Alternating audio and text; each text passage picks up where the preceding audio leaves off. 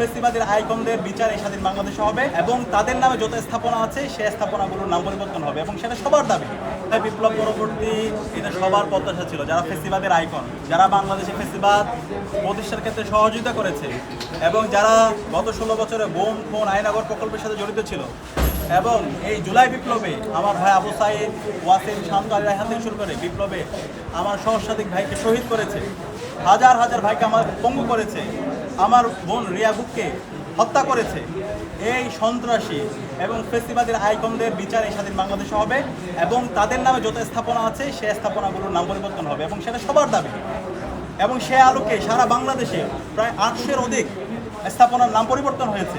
বর্তমান সরকার আসার পরও তারা সংসদে বিল উত্থাপন করে পাশ করে অনেক স্থাপনার নাম পরিবর্তন করছে। প্রায় 13টা পাবলিক বিশ্ববিদ্যালয়ের এই ফেসিবাদের আইকনদের নামে যে স্থাপনাগুলো ছিল সেগুলোর নাম পরিবর্তন হয়েছে।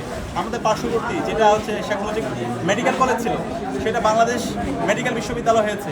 জাহাঙ্গীরনগর বিশ্ববিদ্যালয়, ইসলাম বিশ্ববিদ্যালয়, বেগম রোকেয়া বিশ্ববিদ্যালয় থেকে অসংখ্য বিশ্ববিদ্যালয়ে ফেসিবাদের আইকনদের নামে যে নামগুলো ছিল সেটা পরিবর্তন হয়েছে এবং সে আলোকে ঢাকা বিশ্ববিদ্যালয় থেকে ফেসিবাদের আইকনের নামে যে স্থাপনাগুলো ছিল সেটা পরিবর্তনের জন্য শিক্ষার্থীদের কাছ থেকেই গণস্বাক্ষর নিয়ে আমরা বিশ্ববিদ্যালয় প্রশাসনের কাছে জমা দিয়েছিলাম এবং এই নামের কারণে এই হলের শিক্ষার্থীরা প্রতিনিয়ত তারা ট্যাগিংয়ের শিকার হচ্ছে, তাদেরকে বিভিন্নভাবে ফ্রেমিং করা হচ্ছে এবং বিভিন্ন যখন প্রোগ্রামগুলোতে যাচ্ছে তাদেরকে ধাওয়া দেওয়া হচ্ছে, তাদের ব্যানারগুলো নিয়ে যাওয়া হচ্ছে। আমরা পরবর্তীতে শিক্ষার্থীদের প্রশাসনের কাছে জমা দিয়েছিলাম। পরবর্তীতে বিশ্ববিদ্যালয় এটা এসএমটি ছিল, সিনিয়র ম্যানেজমেন্ট টিম, ওনারা অ্যাপ্রুভ করেছে। এরপরে এটা সিন্ডিকেটে উঠেছে, সিন্ডিকেটে হয়ে সিনেটে গিয়েছে। গতকালকে সিনেটে সেটা অ্যাপ্রুভ হওয়ার কথা ছিল, পরবর্তীতে আমরা আবার জানতে পারলাম সেটা সিনেট থেকে আবার সিন্ডিকেটে পাঠানো হচ্ছে। মানে এটা হচ্ছে আমলাতান্ত্রিক দীর্ঘসূত্রতা তারা ফেলে দিয়েছে।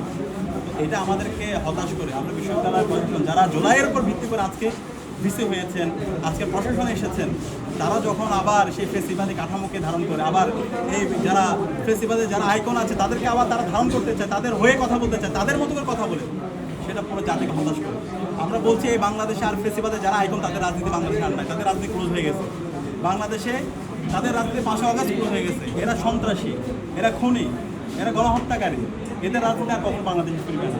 সুতরাং কেউ যদি তাদের সিম্পিতি দেখাতে চায়, তাদেরকে আবার রাজনীতি করার সুযোগ করতে চাই, তাহলে বাংলাদেশের ফেসিবাদে যে পরিণতি হয়েছিল ঠিক পরিণতি তাদের হবে।